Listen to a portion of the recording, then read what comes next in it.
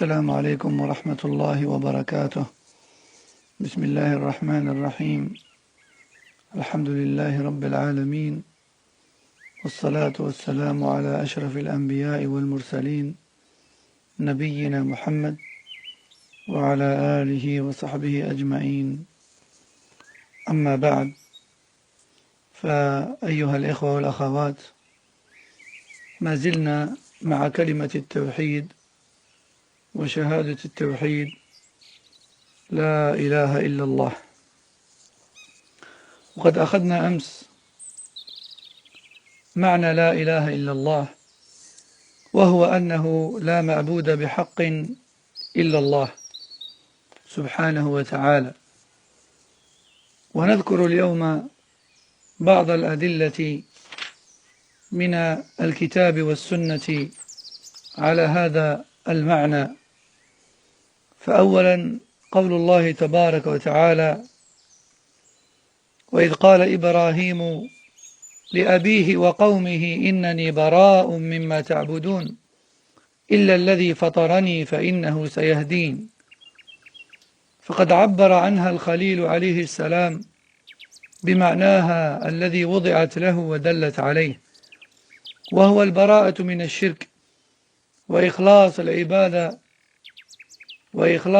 العبادة لله وحده لا شريك له.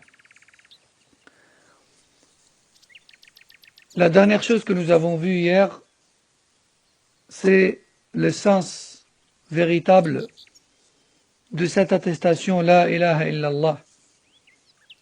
Et nous avons dit que son véritable sens était point de divinité en droit d'être adoré sauf Allah. Et voyons aujourd'hui quelques preuves du Coran et de la Sunna sur ce sens. Tout d'abord, la parole d'Allah tabaraka wa ta'ala dans Surat Al-Zukhruf, versets 26 et 27, dans laquelle il nous raconte la parole d'Ibrahim alayhi salam à son peuple, avec à leur tête, ou avec à sa tête, son père Azar. Ibrahim alayhi salam leur dit ce qui a pour sens: je me désavoue de vous, ou plutôt je me désavoue de tout ce que vous adorez. Je me désavoue de tout ce que vous adorez, sauf de celui qui m'a créé. Sauf de celui qui m'a créé, car il va me guider. Dans ce verset, Ibrahim alayhi salam s'est désavoué de son peuple au nom de la ilaha illallah. Il en a cité le sens. Je me désavoue de tout ce que vous adorez, sauf d'Allah. C'est son sens. أيضا قول الله تعالى: ذلك بأن الله هو الحق وأن ما يدعون من دونه هو الباطل. وقوله تعالى: وقضى ربك ألا تعبدوا إلا إياه. وقوله تعالى: قل إنما هو إله واحد وإنني بريء مما تشركون. وقوله: فلا أعبد الذين تعبدون من دون الله ولكن أعبد الله الذي يتوفاكم. وقوله: فمن يكفر بالطاغوت ويؤمن بالله فقد استمسك بالعروة الوثقى. وقد جاء عن بعض السلف أن العروة الوثقى هي كلمة التوحيد لا إله إلا الله. وقوله: ولقد بعثنا في كل أمة رسولا أن يعبدوا الله واجتنبوا الطاغوت. وقوله تعالى: أمر ألا تعبدوا إلا إياه. وقوله تعالى: قل يا أهل الكتاب تعالوا إلى كلمة سواء بيننا وبينكم ألا نعبد إلا الله ولا نشرك به شيئا. وقوله: قل إنما أدعو ربي ولا أشرك به أحدا. وقوله: قل إنما أمرت أن أعبد الله ولا أشرك به. وقوله: اعبدوا الله ما لكم من إله غيره.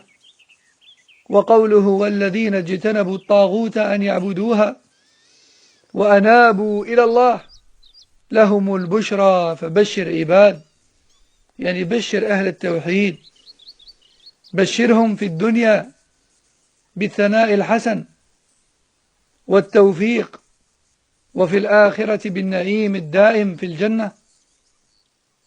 وقوله قال أفرأيتم ما تعبدون هذا قول إبراهيم لقومه قل أفرأيتم ما كنتم تعبدون أنتم وآباؤكم الأقدمون فإنهم عدو لي إلا رب العالمين. فهذه الآيات كلها فيها نفي الإلهية عما سوى الله وإثباتها لله وحده.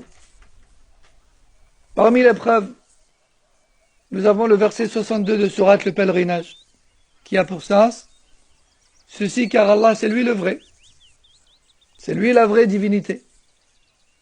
Et tout ce qu'ils invoquent en dehors de lui, c'est le faux. Aussi le verset numéro 23 de Sourate le voyage nocturne. Ton Seigneur a décrété de n'adorer que lui. Aussi le verset 19 de Sourate les bestiaux. Dis-leur, ô Mohammed, il n'y a qu'une seule véritable divinité. Et dis-leur que tu te désavoues totalement de tout ce qui lui associe. Aussi le verset 104 de Sourate Yunus, qui a pour sens dis-leur que tu n'adores rien en dehors d'Allah. Que tu n'adores rien en dehors d'Allah. Et que ta divinité unique, c'est Allah, celui qui donne la mort. Celui qui donne la mort. Aussi le verset numéro 265 de Sourate la Vache, qui a pour sens quiconque rejette toute fausse divinité, tandis qu'il croit en Allah seul et adore Allah seul, alors il s'est accroché à l'anse la plus solide. Et beaucoup de salaf ont dit que l'anse la plus solide, c'est la ilaha illallah. Aussi, le verset numéro 36 de Sourate les abeilles, qui a pour sens nous avons effectivement envoyé dans chaque peuple un messager, afin de leur dire adorez Allah et écartez-vous des fausses divinités. Le verset 40, Sourate Yusuf. Allah a ordonné de n'adorer que lui. Le verset 64 de Sourate la famille de Imran, qui a pour sens dis-leur, ô Mohammed, ô vous les gens du livre, venez donc à une parole commune. Venez donc à une parole commune entre nous et vous. Quelle est-elle? Celle qui exprime le fait de n'adorer qu'Allah et de ne rien lui associer. Verset numéro 20 de Sourate al-Jinn. Dis-leur, ô Mohammed, je n'adore que mon Seigneur et je ne lui associe rien. Sourate 36 de Sourate Ar-Ra'd, le tonnerre ou l'éclair, Allahu A'lam, le tonnerre ou bien l'éclair, verset 36, qui a pour sens dis-leur, ô Mohammed, il ne m'a été ordonné que d'adorer Allah seul et de ne rien lui associer. Verset numéro 59 de Sourate Al-A'raf, les appartements, qui a pour sens adorer Allah. Vous n'avez aucune divinité méritant l'adoration mise à part lui. Verset numéro 17 de Sourate Az-Zumar, les groupes, qui a pour sens quant à ceux qui se sont détournés des fausses divinités et de leur adoration et qui sont revenus repentants vers Allah seul, annonce-leur donc la bonne nouvelle. Annonce-leur donc la bonne nouvelle. Quelle est cette bonne nouvelle? Le fait qu'ils soient vantés par Allah dans cette dunya et le fait qu'ils bénéficient du succès de la part d'Allah dans cette dunya et également la bonne nouvelle du délice éternel dans le paradis, dans l'au-delà. Aussi le verset 75 à 77 de Sourate Al-Shu'ara, les poètes. Dis-leur, ô Mohammed, voyez-vous ce que vous adorez? Afwan, c'est pas Mohammed, mais plutôt Ibrahim alayhi salam. Donc dans le verset 75 à 77 de Sourate Les Poètes, Ibrahim alayhi salam, ou plutôt Allah nous raconte la parole de Ibrahim alayhi salam à son peuple. Voyez-vous ce que vous adorez? Vous et vos ancêtres anciens, vous et vos ancêtres, eh bien sachez que sachez que vos divinités sont mes ennemis. Eh bien sachez que vos divinités sont mes ennemis, sauf Allah, sauf le Seigneur de l'univers. Je répète, voyez-vous ce que vous adorez, vous et vos ancêtres? Je me déclare ennemi de toutes ces divinités-là, sauf du Seigneur de l'univers. Donc c'est la ilaha illallah également. Donc, le point commun entre tous ces versets-là, c'est de rejeter catégoriquement le culte voué à tout autre qu'Allah et de l'affirmer à Allah seul, tabaraka wa ta'ala. ثم بعض الأدلة من السنة المطهرة قوله صلى الله عليه وسلم في رواية من روايات حديث عبد الله بن عمر رضي الله عنه حديث أركان الإسلام في رواية من الروايات التي أخرجها مسلم يقول فيها صلى الله عليه وسلم بني الإسلام على أن يعبد الله ويكفر بما دونه. Parmi les preuves de la sunna sur ce sens, nous avons par exemple une variante très peu connue du hadith de Abdullah ibn Omar dans lequel le prophète sallallahu alayhi wa sallam parle des 5 piliers de l'islam.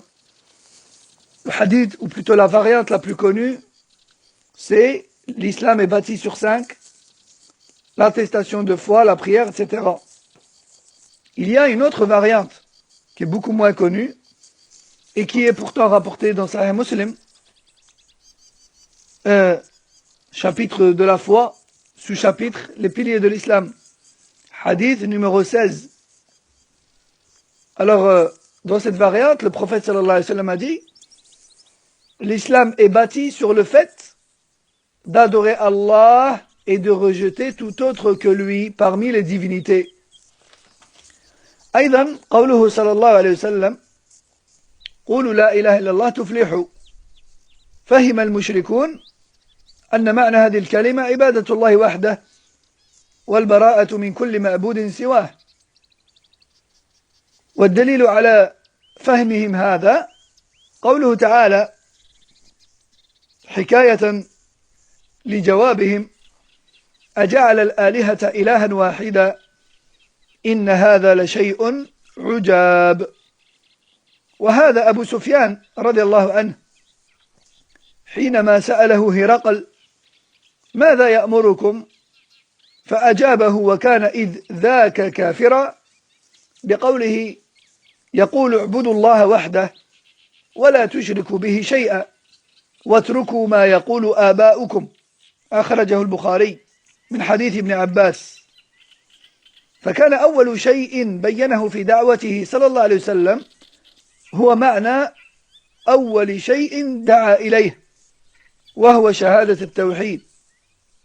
وقال الشيخ عبد الرحمن بن حسن حفيد الإمام المجدد قال وهذا هو الذي فهمه أبو سفيان وغيره من قول رسول الله صلى الله عليه وسلم لهم قولوا لا إله إلا الله تفلحوا. وأيضا لما سأل عمرو ابن عبسة النبي صلى الله عليه وسلم عما أرسله الله به أجابه بأن يوحد الله ولا يشرك به شيء وكسر الأوثان وصلة الرحم أخرجه مسلم وأحمد في مسنده. Aussi, dans un autre hadith, le prophète sallallahu alayhi wa sallam a dit, il a dit aux polythéistes, dites la ilaha illallah et vous réussirez. Et lorsqu'il leur a dit, dites la ilaha illallah et vous réussirez, les polythéistes ont parfaitement compris son sens. Ils ont parfaitement compris qu'il était en train de les inviter à reconnaître que seul Allah doit être adoré et à se désavouer totalement de toute autre divinité en dehors de lui. Quelle est la preuve sur cette compréhension qui est la leur? Eh bien, leur réponse. Allah Jalla wa Ala nous raconte dans le Coran leur réponse. Ils ont dit, ce qui a pour sens, a-t-il réduit toutes les divinités en une seule? Voici donc une chose étrange. Aussi, Abu Sufyan, qu'Allah l'agrée, avant qu'il se convertisse à l'islam, lorsqu'il a rendu visite à Héraclus, et que celui-ci lui a demandé quelle est la principale chose à laquelle vous invite Mohammed sallallahu alayhi wa sallam. Et je rappelle qu'Abu Sufyan n'était pas musulman à ce moment-là. Et pourtant, il répond et il nous dit adorez Allah seul et ne lui associez rien parmi les divinités et délaissez ce que disent vos pères et vos ancêtres. Rapporté par Al-Bukhari. Rapporté par Al-Bukhari, hadith numéro 7. Aussi, donc, dans ce texte, on voit clairement que les gens, et parmi eux Abu Sufyan, à cette époque-là, qui n'était pas, donc, où il n'était pas encore musulman, clairement, les gens comprenaient ce que Mohammed sallallahu alayhi wa sallam leur racontait. Ils n'avaient pas besoin d'expliquer plus que ça. Dites la ilaha illallah et vous réussirez. Autrement dit, rejetez tout ce qui est adoré sauf Allah et vous réussirez. Et Cheikh Abdurrahman ibn Hassan, le petit-fils de Mohammed ibn Abdul Wahhab, rahmallah, dit, voici donc la compréhension d'Abu Sufyan et autre qu'Abu Sufyan à cette époque-là. À la parole du prophète sallallahu alayhi wa sallam, dites la ilaha illallah et vous réussirez.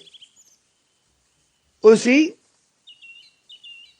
lorsque Amr ibn Abasa a questionné le prophète sallallahu alayhi wa sallam directement en lui disant avec quoi Allah t'a-t-il envoyé? Avec quoi Allah t'a-t-il envoyé? Clairement. Et le prophète sallallahu alayhi wa sallam de répondre, il m'a envoyé avec comme mission d'inviter les gens à unifier Allah et de ne rien lui associer. De casser les idoles et les statues. Et de maintenir les liens de famille entre les personnes. De maintenir les liens de famille entre les personnes. فكل هذا دليل على أن المعنى الصحيح والفهم الصحيح للا إله إلا الله هو لا معبود بحق إلا الله لأنه ما فهمه أهل السنة من الصحابة إلى اليوم بل وهو ما فهمه المشركون أعداء رسول الله صلى الله عليه وسلم بدليل جوابهم.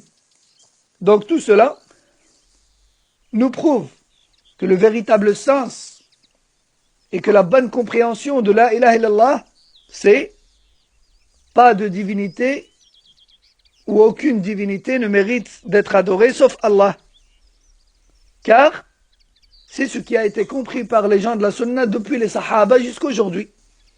Plutôt même, car c'est ce qui a été compris par les polythéistes, ennemis du messager d'Allah sallallahu alayhi wa sallam, et ce, avec comme preuve leur propre témoignage et réponse à la da'wa du prophète sallallahu alayhi wa sallam, lorsqu'ils ont dit, a-t-il réduit toutes les divinités adorées en une seule?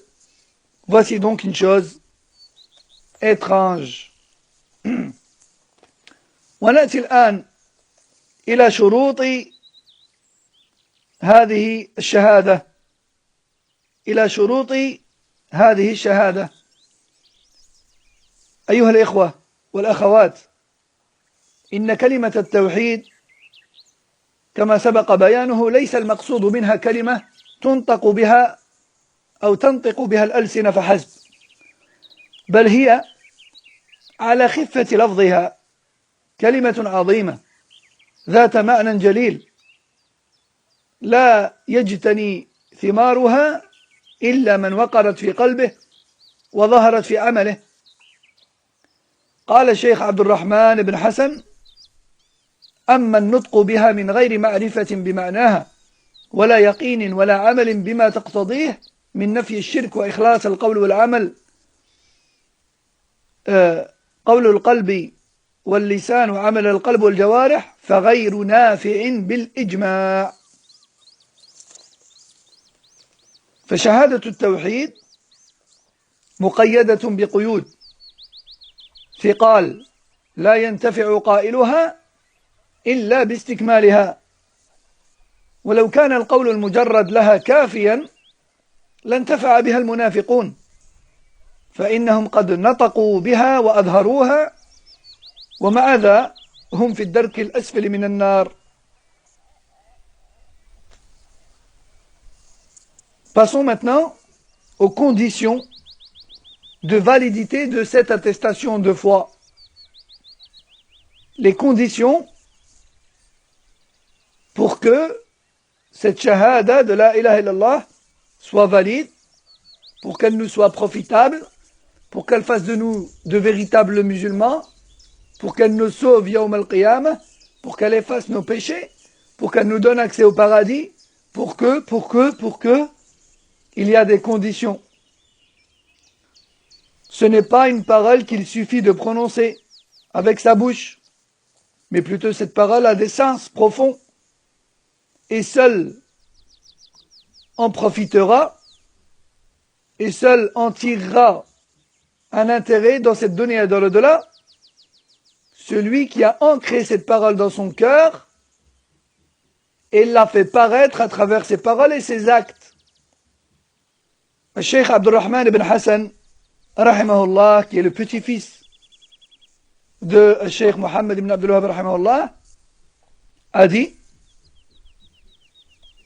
celui qui prononce la ilaha illallah sans en comprendre le sens, sans en avoir la certitude, sans appliquer ce qu'elle engendre, parmi le culte exclusif pour Allah et le délaissement du shirk, parmi les actes d'adoration à travers les paroles et les actes du cœur, de la langue et des membres, eh bien, celui-ci ne tirera aucun intérêt, aucun profit de cette parole, elle ne lui servira à rien, ni dans la dunya ni dans l'au-delà, sans aucune divergence entre les savants. Fin de citation. Donc, cette shahada qui est la ilaha illallah doit absolument répondre à des conditions. À défaut de quoi, elle ne te servira à rien, chers frères et chères sœurs. Et si la simple prononciation de cette parole suffisait, alors elle aurait suffi aux hypocrites à l'époque du prophète sallallahu alayhi wa sallam, puisque ceux-ci la prononçaient, la laissaient paraître et l'appliquaient même en apparence, mais ils n'y croyaient pas dans le fond, ils n'y croyaient pas dans leur cœur, raison pour laquelle Allah Jalla wa Ala leur a promis le niveau le plus bas en enfer. قال الشيخ عبد الرحمن بن حسن: هذه الكلمة العظيمة لا يحصل رجحانها إلا في حق من أتى بقيودها التي قيدت بها في الكتاب والسنة، وهذه الحقوق والقيود قد تعارف كثير من أهل العلم على تسميتها بشروط لا إله إلا الله، شروط للانتفاع بها في الدنيا والآخرة. فمتى انتفت هذه الشروط أو أحدها انتفى الانتفاع بها.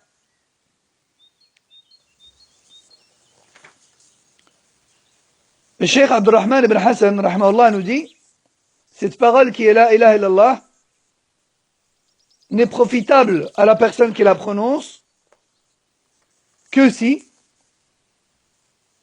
elle est accompagnée des conditions qui lui donnent son efficacité et qui donnent droit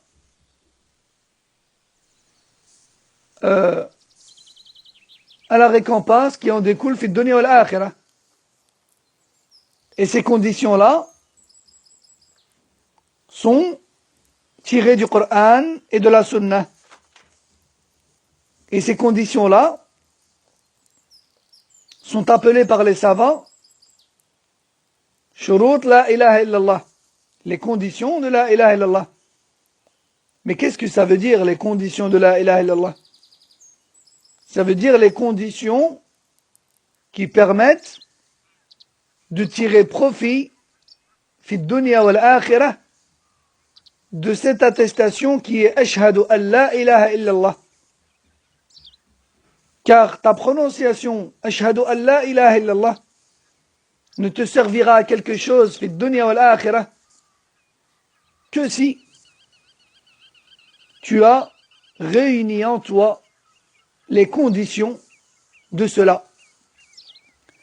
قال الحسن البصري للفرزدق وهو يدفن امرأته وهو شاعر فاسق كان شاعرا فاسقا يقذف المحصنات ويصف النساء ويقول ما لا يرضاه الله تبارك وتعالى غفر الله له.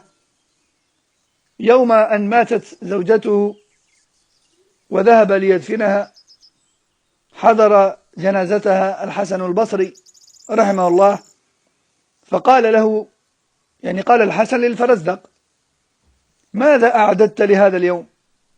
قال الفرزدق: شهادة أن لا إله إلا الله منذ 70 سنة. فقال الحسن: نعم، نعم العدة، نعم العدة، فإن للا إله إلا الله شروط، فإياك وقذف المحصنة. وفي رواية: هذا العمود، يعني لا إله إلا الله هو العمود، عمود الخيمة، فأين الطنب؟ العمود جيد، لكن أين الباقي؟ وقيل له: إن ناسا يقولون من قال لا إله إلا الله دخل الجنة. قال: من قال لا إله إلا الله فأدى حقها وفرضها دخل الجنة. وقيل لوهب بن منبه: أليس مفتاح الجنة لا إله إلا الله؟ قال: بلى، ولكن ليس مفتاح إلا له أسنان، فإن جئت بمفتاح له أسنان فتح لك، وإلا لم يفتح لك. وقال ابن رجب نقلا عن طائفة من العلماء: إن كلمة التوحيد سبب مقتض لدخول الجنة وللنجاة من النار، لكن له شروط، لكن له شروط. Donc le Hassan al-Basri rahimahullah, à l'époque de Hassan al-Basri rahimahullah, il y avait un homme qui était connu pour sa désobéissance à Allah Jalla wa Ala à travers ses paroles. C'était un poète, qu'Allah lui pardonne, qui s'appelait Al-Farazdaq.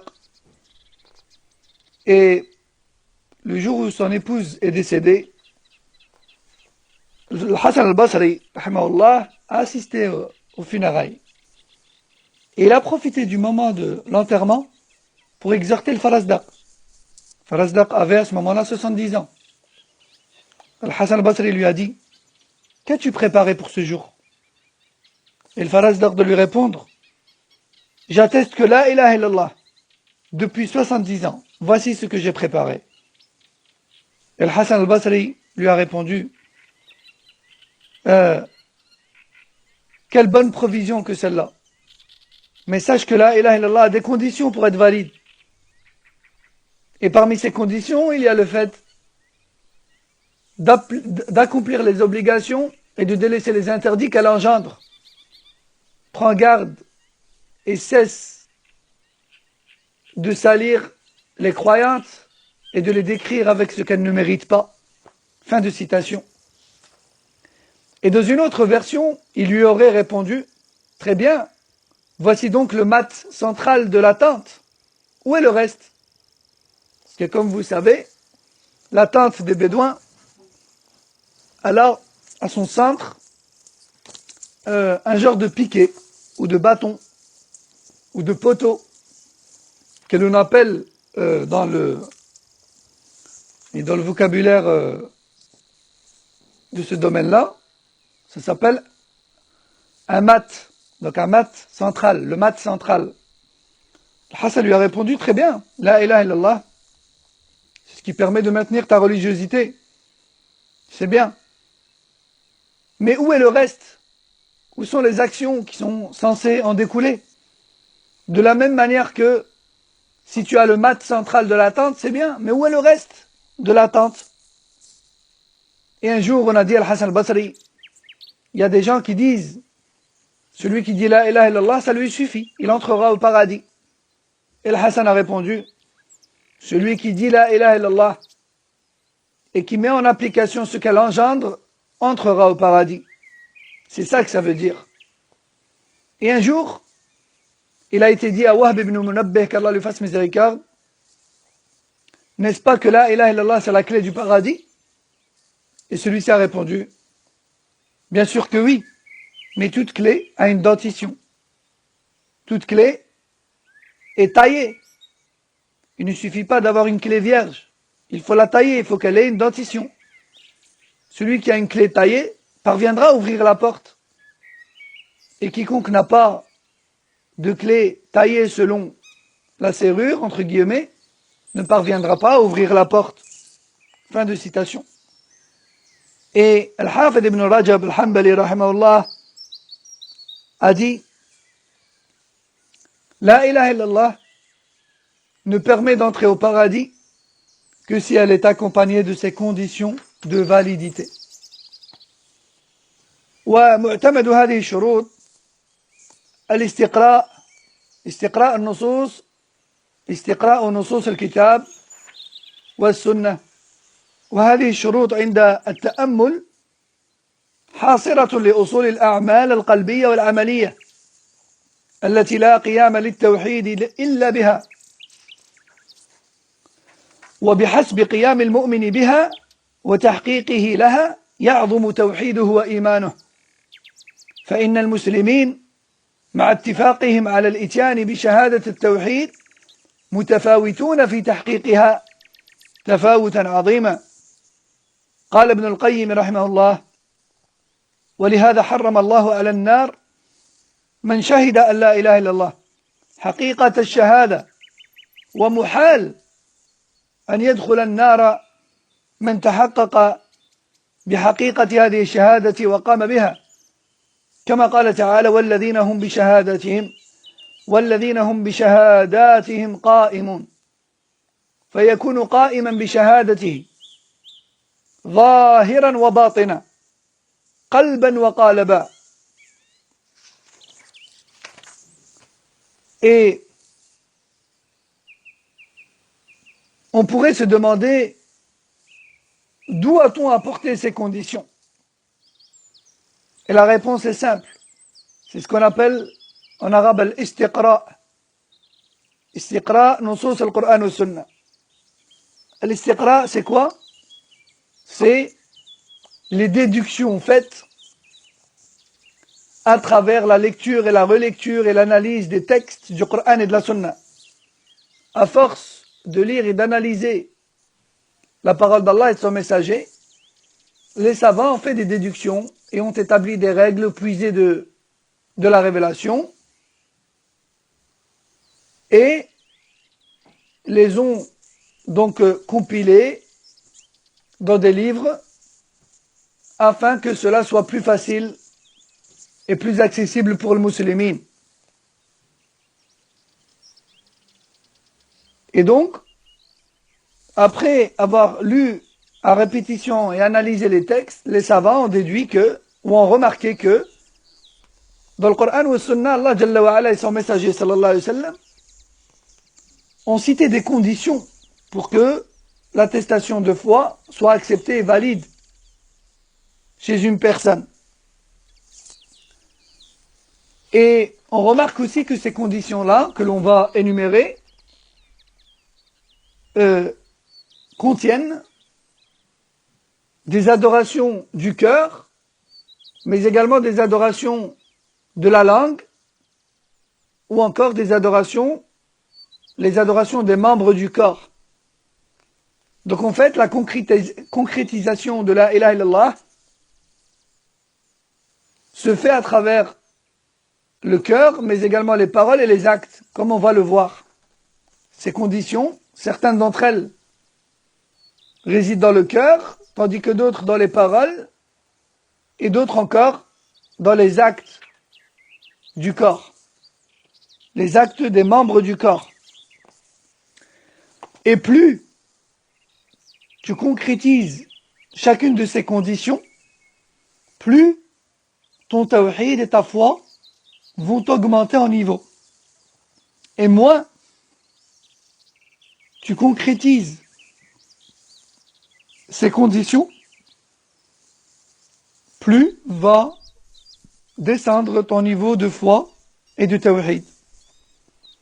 Et les musulmans, de façon générale, même si tous attestent que la ilaha illallah, eh bien, ils n'ont pas tous le même niveau de concrétisation de cette parole. Parce que tous ne sont pas au même niveau dans le respect des conditions de cette parole. Imam Ibn al-Qayyim rahimahullah nous dit, Allah a interdit au feu de brûler le corps d'une personne qui a attesté comme il se doit de la ilaha illallah. Et de ce fait, nous disons sans aucun doute qu'il est impossible que le feu de l'enfer touche le corps d'une personne qui a attesté de la façon la plus complète de la ilaha illallah. C'est-à-dire une personne qui a dit la ilaha illallah en respectant parfaitement toutes les conditions de cette parole. Allah Jalla wa Ala dit dans le verset 33 de Surat al-Ma'arij, en parlant des croyants, ce sont ceux qui concrétisent correctement leur attestation de foi, c'est-à-dire de façon apparente ou cachée, dans leur cœur ou dans leurs actes. Fin de citation de la parole d'Ibn al-Qayyim, rahimahullah. الشرط الأول وهو العلم المنافي للجهل، والمراد بهذا الشرط العلم بمعناها الذي سبق بيانه من النفي والإثبات. ولا شك أن هذا العلم أعظم العلوم وأشرفها، وقد أمر الله عباده به فقال فاعلموا أنما أنزل بعلم الله وأن لا إله إلا هو. قال البغوي أي فاعلموا أن لا إله إلا هو، كما أمر الله نبينا صلى الله عليه وسلم والأمر لأمته أيضا، فقال فاعلم أنه لا إله إلا الله. قال ابن جرير الطبري يقول تعالى لنبيه محمد صلى الله عليه وسلم فاعلم يا محمد أنه لا معبود تنبغي أو تصلح له الألوهية ويجوز لك وللخلق عبادته إلا الله الذي هو خالق الخلق ومالك كل شيء يدين له بالربوبية كل ما دونه. وهذا الشرط بدهي، لأن الإيمان بالشهادة والانقياد لها لا يتحقق إلا بعد العلم بمعناها، والجاهل بذلك لا تنفعه. قال المعلمي وقد دل الكتاب والسنة والإجماع والمعقول على أنه لا يكفي النطق بها دون معرفة معناها دون معرفة معناها. Première condition de la ilaha illallah, c'est la connaissance de son sens, la connaissance et la parfaite compréhension de son sens. C'est-à-dire que nul ne mérite l'adoration sauf Allah.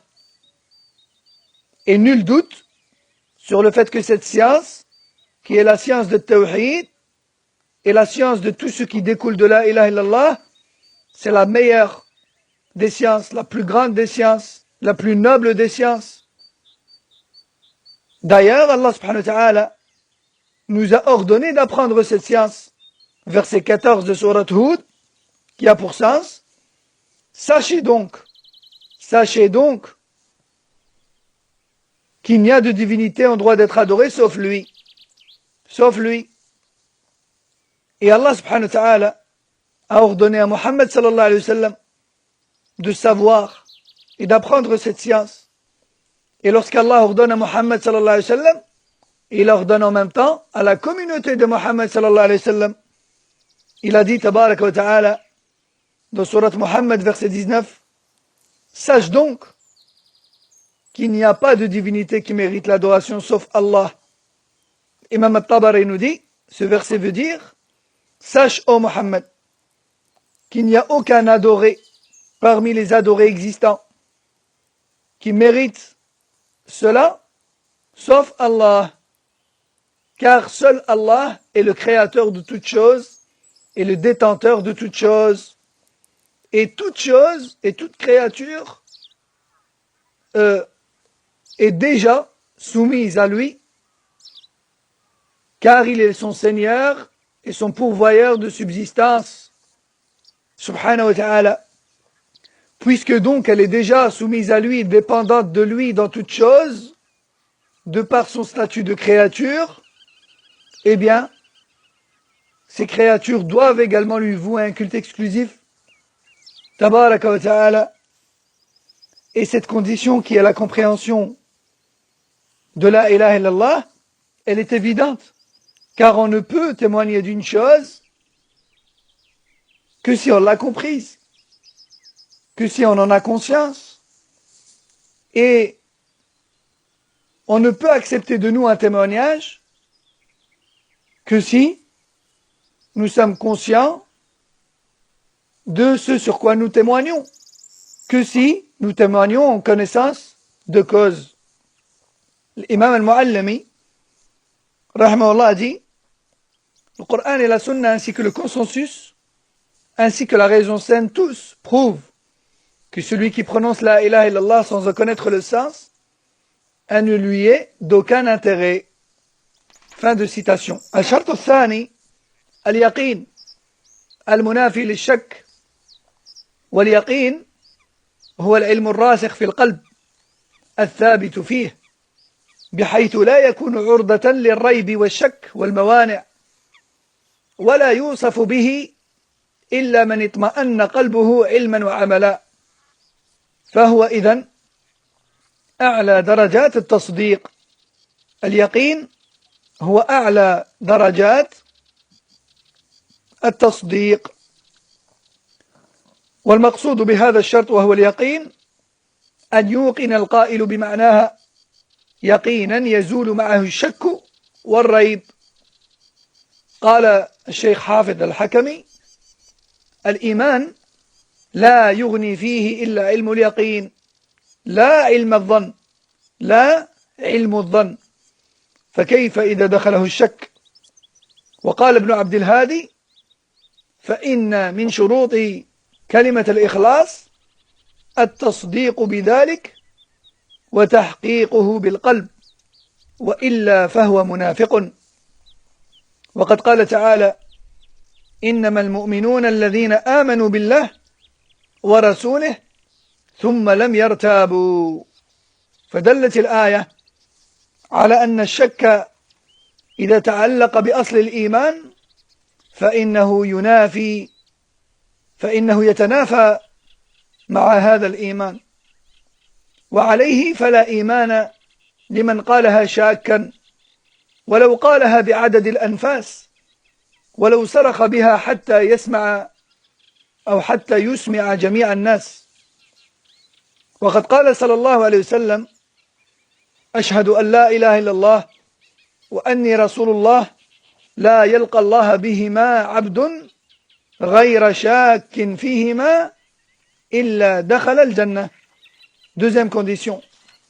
La deuxième condition, c'est la certitude de dire la ilaha illallah en étant sûr au plus profond de ton cœur que vraiment la ilaha illallah. Nul ne mérite d'être adoré sauf le Créateur qui est Allah. Tabaraka wa ta'ala. Et la certitude, c'est une science ancrée et enracinée dans le cœur, ne laissant ainsi place à aucun doute. La certitude, c'est une science et une connaissance enracinée au plus profond du cœur, ne laissant possibilité à aucun doute. De sorte à pousser la personne à la mise en application de tout ce qu'elle engendre. Et la certitude, c'est le plus haut niveau de foi. C'est le plus haut niveau de foi. Ce qui est voulu par cette condition qui a la certitude, c'est qu'il faut absolument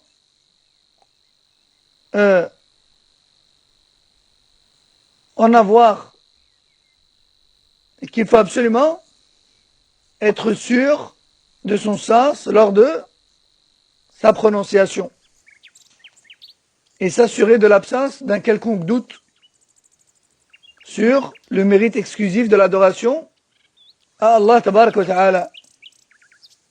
Le Cheikh Hafid Hakami nous dit: la foi qu'Allah nous demande, la foi qui nous a été ordonnée par Allah, est invalidée par le moindre doute. Par le moindre doute. La foi est invalidée par le moindre doute. Et Ibn Abdel Hadi, qui est un ancien savant, rahmahullah, dit: parmi les conditions de la ilaha illallah, c'est-à-dire parmi les conditions qui permettent de valider ta shahada et qui permettent donc à cette shahada de te sauver fi dunya wal akhirah, il y a la certitude au plus profond de ton cœur, à défaut de quoi tu serais tout simplement hypocrite, comme les hypocrites qui prétendaient avoir la foi auprès du prophète sallallahu alayhi wa sallam, tout en la rejetant au fond de leur cœur, car ils en avaient des doutes. Allah tabaraka wa ta'ala dit dans Surat al-Hujurat, les appartements, verset 15, ce qui a pour sens: les véritables croyants ne sont que ceux qui ont eu foi en Allah et son messager, puis qui n'ont eu aucun doute en cela. Cela veut dire que dès lors où un doute survient, cela contredit la base même de la foi islamique. Donc celui qui a le moindre doute n'est pas croyant. Combien même il dirait la ilaha illallah autant de fois qu'il respire, autant de fois qu'il inspire ou expire, et combien même il la dirait à haute voix au point de faire entendre le monde entier. Le prophète sallallahu alayhi wa sallam a clairement dit: j'atteste que nul ne mérite d'être adoré sauf Allah et que je suis le messager d'Allah. Nul ne retrouve Allah yawm al-qiyamah en ayant prononcé une telle attestation avec une certitude complète sans aucun doute, sans entrer au paradis. الشرط الثالث الإخلاص المنافي للشرك، فلا يقصد بقولها إلا وجه الله. دون أدنى شائبة من الشرك. وقد دل على هذا الشرط قوله صلى الله عليه وسلم: أسعد الناس بشفاعة يوم القيامة من قال لا إله إلا الله خالصا من قلبه، أو قال خالصا من نفسه. Troisième condition, la pureté de l'intention. La pureté de l'intention. C'est-à-dire que lorsque tu dis je témoigne, ashhad Allah ilaha illallah, tu dois absolument chercher à plaire uniquement à Allah tabarak wa ta'ala et personne d'autre en dehors de lui jalla wa ala. D'ailleurs, le prophète sallallahu alayhi wa sallam a clairement dit: les gens les plus heureux yawm al-qiyamah, parmi ceux qui bénéficieront de mon intercession auprès d'Allah, seront les gens qui ont dit la ilaha illallah purement pour Allah, purement pour plaire à Allah, c'est-à-dire avec une intention pure, khalisa. Et l'ikhlas, c'est la pureté de l'intention, et non pas la sincérité. La sincérité, c'est as-sidq. La sincérité, c'est un synonyme de véracité. Al-ikhlas, c'est la pureté de l'intention, parce que ça vient du verbe khalosa, qui est le fait de devenir pur. الشرط الرابع الصدق المنافي للكذب. والمقصود بهذا الشرط أن يكون صادقا في قولها حيث يواطئ قلبه لسانه، لأن المنافقين يقولونها لكن لم يطابق ما قالوه لما يعتقدونه، فصار قولهم كذبا لمخالفة الظاهر للباطن. ويدل على هذا الشرط قوله صلى الله عليه وسلم: ما من أحد يشهد أن لا إله إلا الله وأن محمد رسول الله صدقا من قلبه إلا حرمه الله على النار. وقال الشيخ حافظ الحكمي: فاشترط في إنجاء من قال هذه الكلمة من النار أن يقولها صدقا من قلبه، فلا ينفعه مجرد التلفظ بدون مواطأة قلب. وقد يقال: ما الفرق بين الصدق والإخلاص؟ وما الفرق بين الصدق واليقين؟ فلا ينكر أن بين الشرطين تقاربا بل تلازما، غير أن الإخلاص ينافي الشرك والصدق ينافي الكذب. قال الشيخ عبد الرحمن بن حسن: والصدق والإخلاص متلازمان لا يوجد أحدهما بدون الآخر، فإن لم يكن مخلصا فهو مشرك، وإن لم يكن صادقا فهو منافق. أما عن الصدق واليقين فأحدهما فرع عن الآخر، يعني أن الصدق فرع عن اليقين. الصدق متفرع عن اليقين، فمن استيقن قلبه صدق في قولها وطابق لسانه قلبه. والصدق يقابله الكذب، واليقين يقابله التكذيب والشك، وكلاهما من حال أهل النفاق عياذا بالله. Quatrième condition, la sincérité, ou encore la véracité, comme je l'ai dit précédemment. As-sidq, c'est la sincérité et la véracité. Et son contraire, c'est le mensonge. Le mensonge. Et ce qui est voulu par cette condition, c'est d'être sincère et véridique, de sorte à ce que l'on prononce avec sa langue soit conforme à ce que l'on a dans son cœur. La véracité, c'est de prononcer avec sa bouche ce qu'on a véritablement dans notre cœur. C'est ça la sincérité et la véracité. Car les hypocrites la prononçaient et la prononcent toujours avec leur bouche. Mais cela n'est pas conforme à ce qu'ils ont véritablement dans leur cœur. Donc, leur shahada est un mensonge. Leur shahada est un mensonge car leur apparence contredit leur intérieur. D'ailleurs, le prophète sallallahu alayhi wa sallam a dit, il n'y a pas une personne qui atteste que la ilaha illallah et que Muhammadur Rasulullah, sincèrement et véritablement, émanant du cœur, sans se voir protégé et préservé du feu de l'enfer.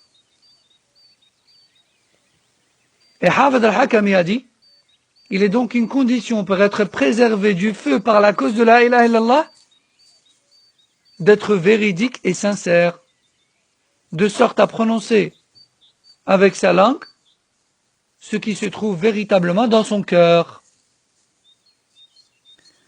Mais alors on pourrait se demander quelle est la différence entre la sincérité et la pureté de l'intention. Ou encore quelle est la différence entre la sincérité et la certitude. Il est vrai que ces deux conditions ont des sens proches. Plutôt même, leurs sens vont de pair et ne peuvent être dissociés. La sincérité et la pureté de l'intention vont de pair. On ne peut les dissocier. Il est vrai que celui qui est sincère, il est automatiquement véridique. Il est vrai que celui qui a une intention pure, il va être sincère. Et celui qui est vraiment sincère, alors ça veut dire qu'il a une intention pure. C'est vrai que ces deux conditions vont de pair. Mais il y a une légère différence entre les deux tout de même. Le Cheikh Abdurrahman ibn Hassan nous dit, la sincérité et la pureté d'intention vont de pair. Et l'un ne va pas sans l'autre. Mais celui qui n'a pas une intention pure, il est polythéiste. Et celui qui n'est pas sincère, il est hypocrite. Parce que le contraire de l'intention pure, c'est-à-dire le contraire de l'ikhlas, c'est le shirk. Et le contraire de sidq, le contraire de la véracité et de la sincérité, c'est quoi? C'est le mensonge. Et les adeptes du mensonge, ce sont les hypocrites. Donc celui qui n'a pas une intention purement pour Allah, il tombe dans le shirk. Et celui qui n'est pas véridique et qui n'est pas sincère, et qui ne dit pas ce qu'il a vraiment dans le cœur, il est menteur. Et donc hypocrite dans ce domaine-là. Quant à la différence entre la sincérité, qu'on appelle aussi la véracité d'un côté, et la certitude de l'autre, la différence entre les deux, c'est tout simplement que l'un découle de l'autre. En fait, la sincérité et la véracité découlent de la certitude. Si tu as la certitude, alors tu vas être véridique et tu vas être sincère. Mais si tu n'as pas la certitude, tu ne vas pas être véridique ni sincère. Celui donc qui a vraiment la certitude dans son cœur, il va être sincère et prononcer la véracité, car son cœur, qui contient la certitude, et sa langue, qui a prononcé avec véracité la shahada vont être conformes.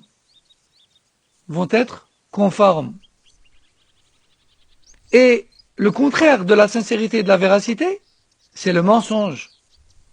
Et le contraire de la certitude, c'est le doute. Et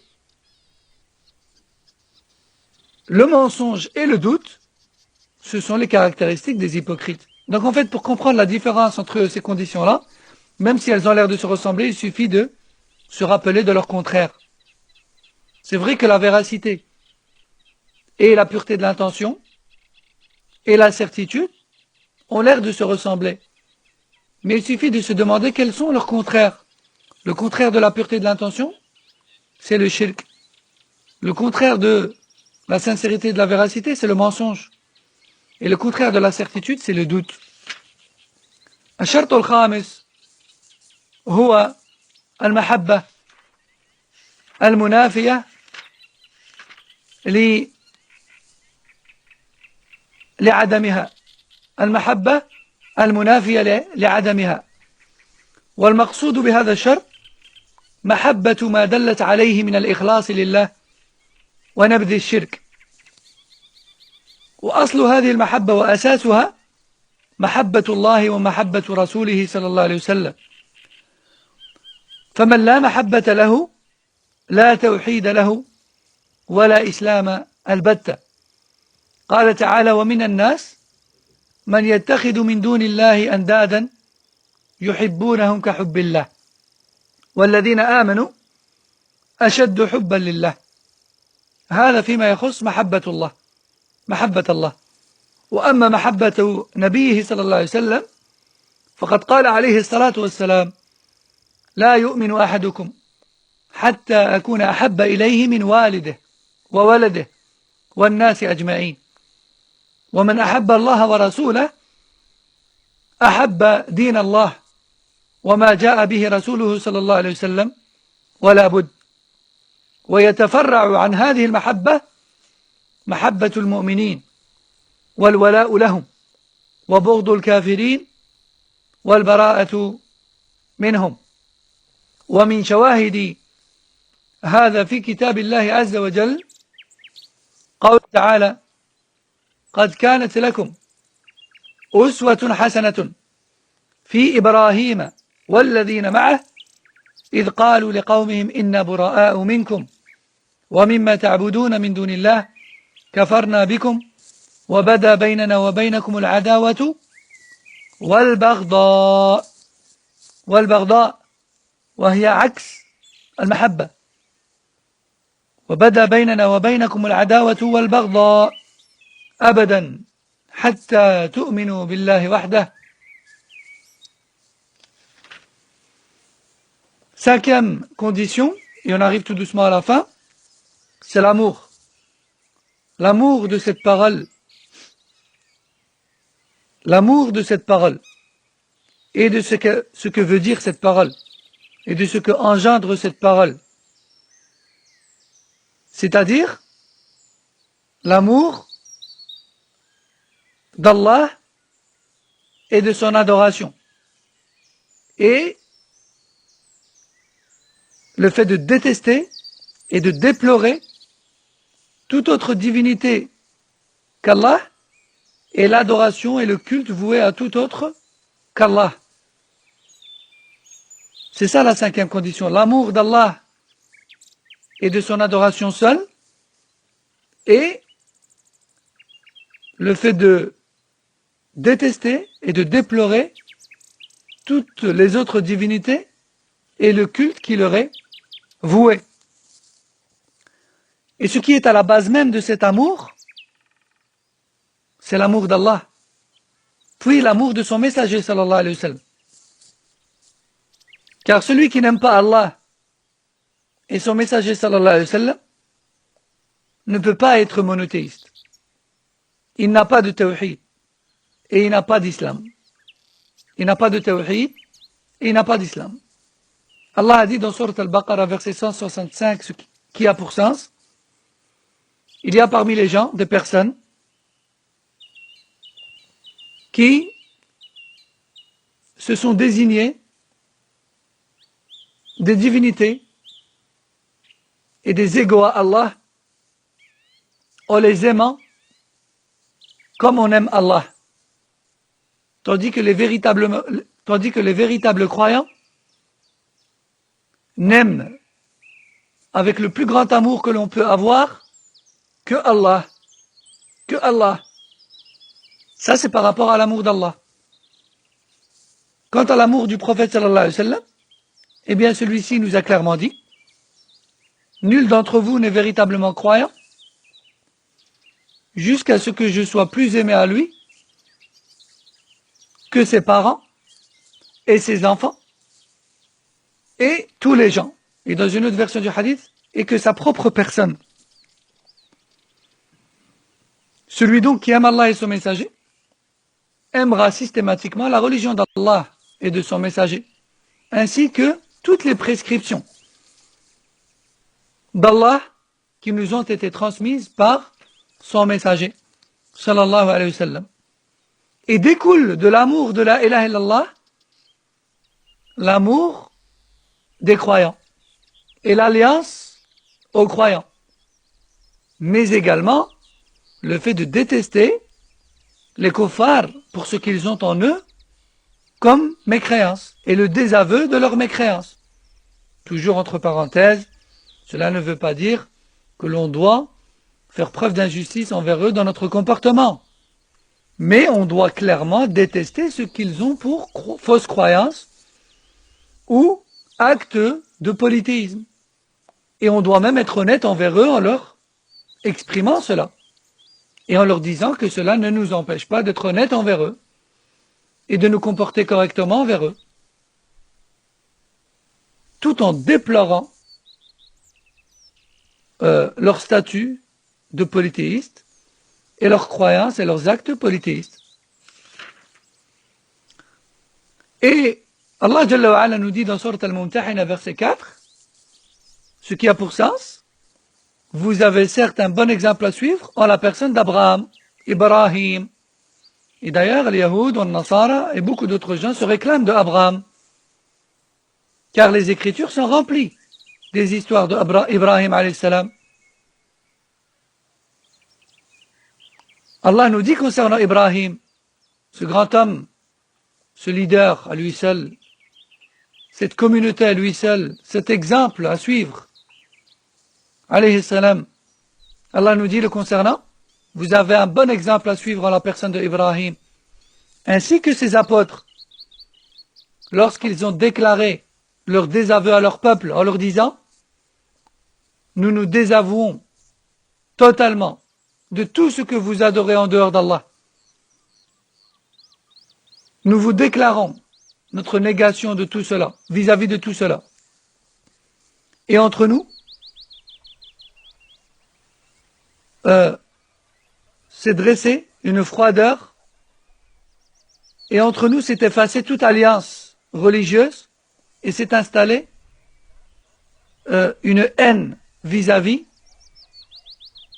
de vos croyances polythéistes et idolâtres, et de votre culte polythéiste et idolâtre, jusqu'à ce que vous ayez foi en Allah seul. Donc on voit clairement dans ce verset qu'ils ont déclaré à leur peuple qu'ils détestaient et qu'ils déploraient leur statut et leur croyance et leur culte polythéiste. الشرط السادس وقبل الأخير, sixième condition et l'avant-dernière, القبول المنافي للرد. والمقصود بهذا الشرط في كلمة التوحيد أن يقبل ما دلت عليه من إخلاص العبادة لله وحده وترك عبادة ما سواه, وأن يلتزم بذلك ويرضى به. فإن من الناس من يوقن بصحة مدلول الشهادة ويصدق بأن الإسلام هو الدين الحق، لكنه يأبى الدخول فيه لكبر أو خوف أو غرض دنيوي أو لغير ذلك من الأسباب، كحال أبي طالب وكثير من اليهود وكثير من المستشرقين في العصر الحاضر، فإن الواحد من هؤلاء لا ينفعه هذا التصديق ما لم يلتزم بأحكام الإسلام، بل لو أضاف إلى هذا التصديق ترديد الشهادة إعجابا بها وليس إعلانا للدخول في الإسلام وقبوله، فإنه لا ينفعه. والمقصود أن من شرط الاعتداد بكلمة الشهادة لا إله إلا الله أن تكون على سبيل الالتزام، ولا يظن أن اشتراط القبول مؤقت بابتداء الدخول في الإسلام فحسب، بل لا تنفعه إلا بالالتزام، أن يعمل طول عمره بمضمون كلمة التوحيد ولا يخالفها.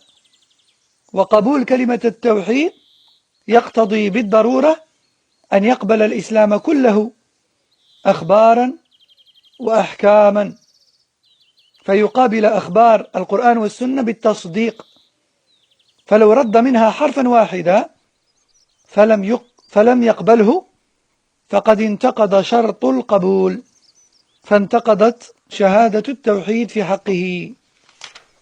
Donc l'avant-dernière condition,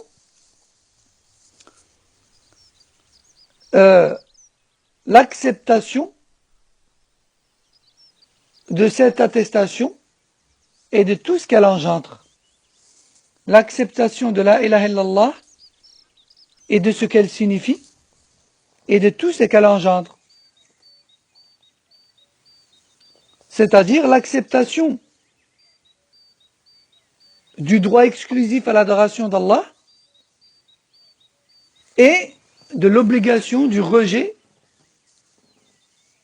de toute forme de polythéisme et de ses adeptes.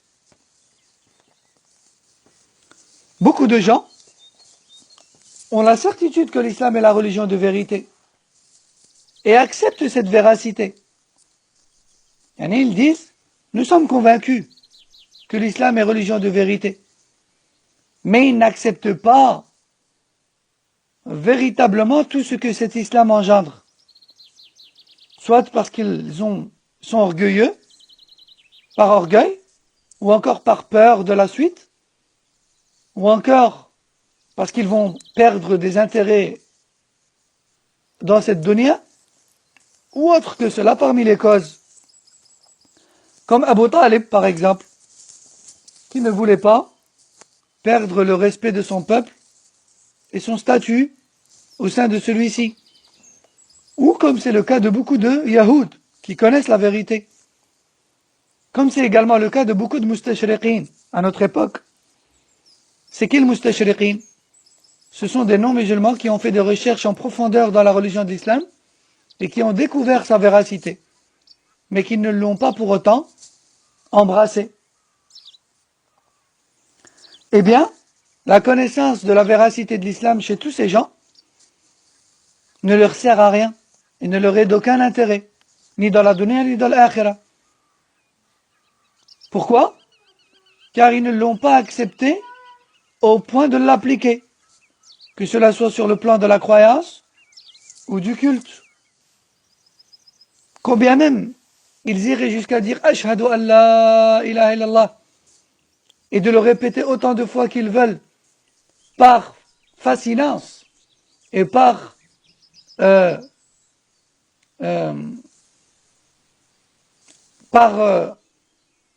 fascinance et par le fait qu'ils soient impressionnés par la véracité de cette religion, et non pas par acceptation et engagement, eh bien, cette shahada et cette prononciation ne leur servira à rien. Car ce qu'il faut, c'est la prononcer par acceptation de son sens et de ce qu'elle engendre. Aussi, il faut savoir qu'il ne suffit pas de la prononcer, et qu'il ne suffit pas d'accepter son sens et ce qu'elle engendre, juste au moment d'entrer en islam. Non, il faut que cette acceptation de son sens et de ce qu'elle engendre persiste et reste présent en nous jusqu'à la mort. Jusqu'à la mort. Fascination et non pas fascinance, afwan. Non. Aussi, الشرط السابع والأخير الانقياد المنافي للترك. الانقياد المنافي للترك. L'engagement à appliquer ce qu'elle engendre, et son contraire, c'est le délaissement de ce qu'elle engendre. Donc je répète, la septième et dernière condition, c'est l'engagement à appliquer tout ce qu'elle engendre, c'est-à-dire l'islam de sa totalité. Et son contraire, c'est le délaissement de ce qu'elle engendre, c'est-à-dire l'islam. Donc le fait de dire la ilaha illallah, ça ne suffit pas, il faut également que notre intention soit de s'engager à accepter et à mettre en application tout ce qu'elle engendre. Allah Jalla wa Ala dit dans le Coran,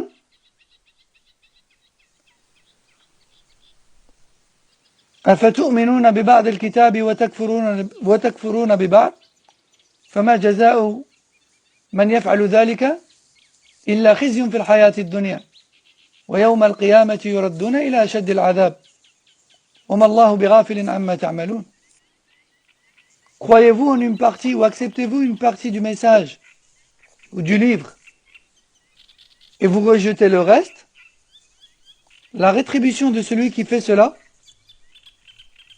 c'est d'être humilié et châtié dans cette vie et dans l'au-delà. Puis dans l'au-delà, nous lui ferons subir le plus rude des châtiments. Et sachez que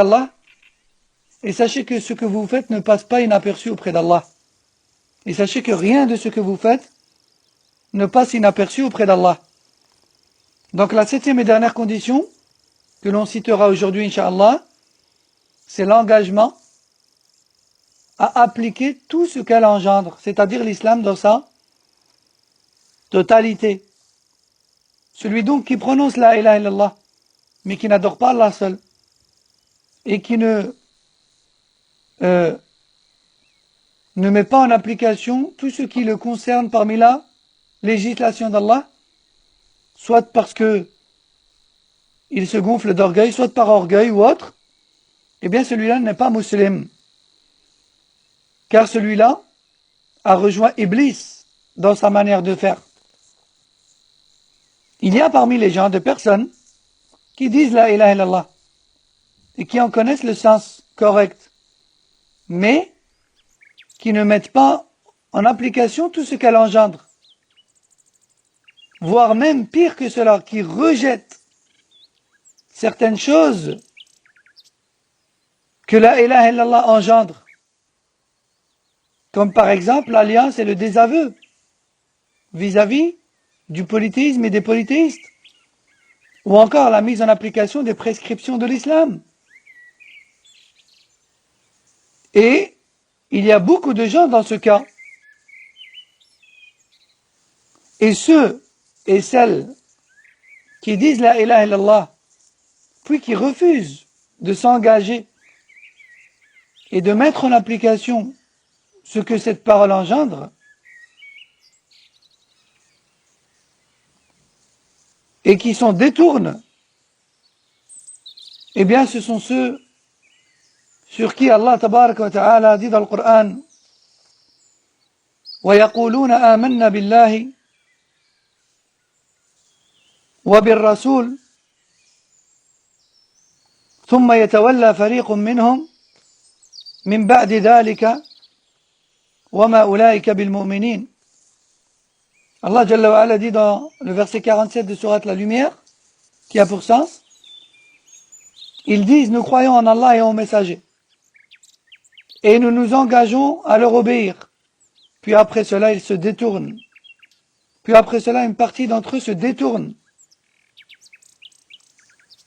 ces gens-là ne sont en vérité pas croyants. Ces gens-là ne sont en vérité, ou ces gens-là ne sont pas des croyants. Ces gens-là ne sont pas des croyants. Combien de gens disent Ashhadu an la ilaha illallah wa ashhadu anna Muhammadan Rasulullah. Puis ensuite, ils n'apprennent pas de tawhid. Ils ne prient pas. Ils ne jeûnent pas. Ils ne s'acquittent pas de la zakat. Ils n'accomplissent pas le pèlerinage alors qu'ils le peuvent. Ils ne délaissent pas les péchés alors qu'ils le savent. Ils n'accomplissent pas les actes d'obéissance alors qu'ils le savent. Où est donc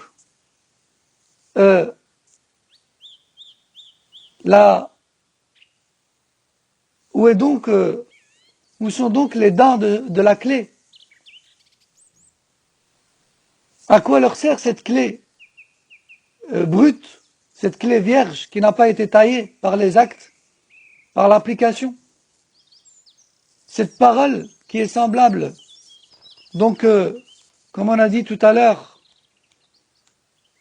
au piquet ou encore au mat central de la tente. À quoi leur sert-il s'il n'y a pas le reste? À rien.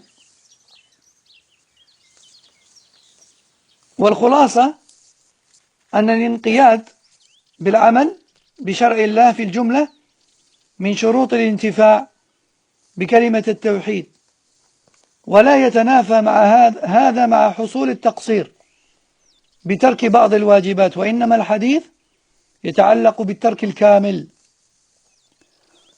Et donc en conclusion, le fait de ne pas mettre en application ce qu'engendre la ilaha illallah nous empêche de tirer profit de cette parole et de bénéficier de ce qu'Allah nous promet à travers cette parole. Et bien sûr, nous ne sommes pas en train de dire que le fait d'avoir des manquements ou de délaisser de temps à autre certaines obligations nous rend kafir et invalide notre shahada. Non. Ce qui est voulu ici, c'est surtout le fait de délaisser en bloc et totalement les obligations et de s'en détourner. هذا والله أعلم. وفي الحديث بقية وكلام نختم به الموضوع غدا إن شاء الله. Donc ce sujet, donc il y aura encore une troisième et dernière partie demain Inch'Allah dans ce sujet. Donc on verra Inch'Allah les mauvaises définitions qui ont été données par les différentes sectes à cette parole, qui sera la dernière partie demain Inch'Allah, et elle sera beaucoup plus courte que celle d'aujourd'hui. Wallahu a'lam.